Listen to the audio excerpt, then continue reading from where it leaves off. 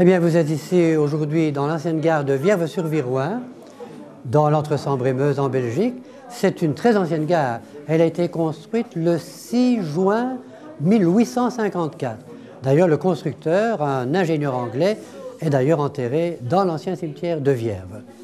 Et cette gare a été rachetée dans les années 90 par les cercles des naturalistes de Belgique qui sont installés ici à Vierve depuis 50 ans déjà. Cette année, nous fêtons 50 ans de présence à Vierve. Nous avons choisi la vallée du Viroin parce qu'elle est la plus riche au point de vue de la diversité biologique dans notre pays. Et aujourd'hui, vous assistez à une exposition de champignons des bois. C'est une exposition que nous organisons depuis 13 ans déjà, en remplacement de celle qui était organisée tout près, à Wagny. Et nous avions beaucoup de craintes cette année, puisque l'année très serre, puis réchauffement climatique aidant, nous en percevons les conséquences. Nous avions très peur de ne pas pouvoir récolter suffisamment d'espèces. Vous pouvez voir aujourd'hui 300 espèces de champignons des bois.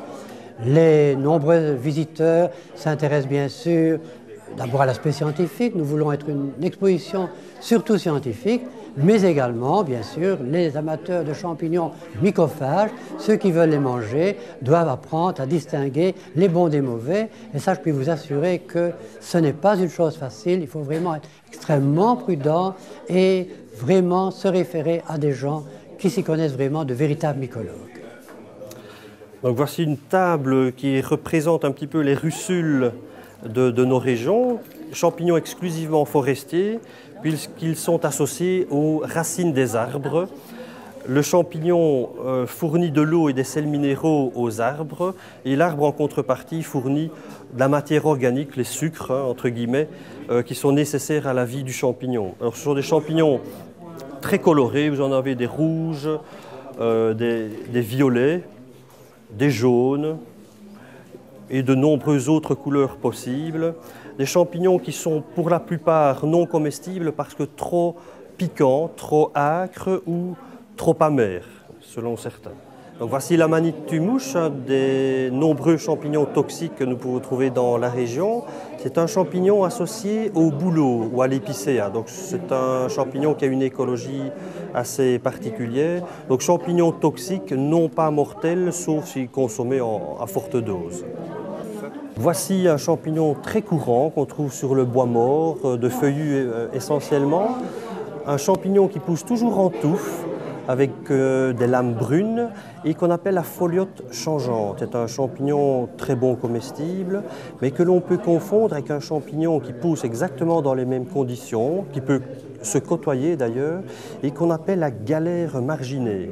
Donc la galère marginée ne pousse pas spécifiquement en touffe, mais est relativement nombreuse sur son support, donc du bois pourri, et donc elle est mortelle.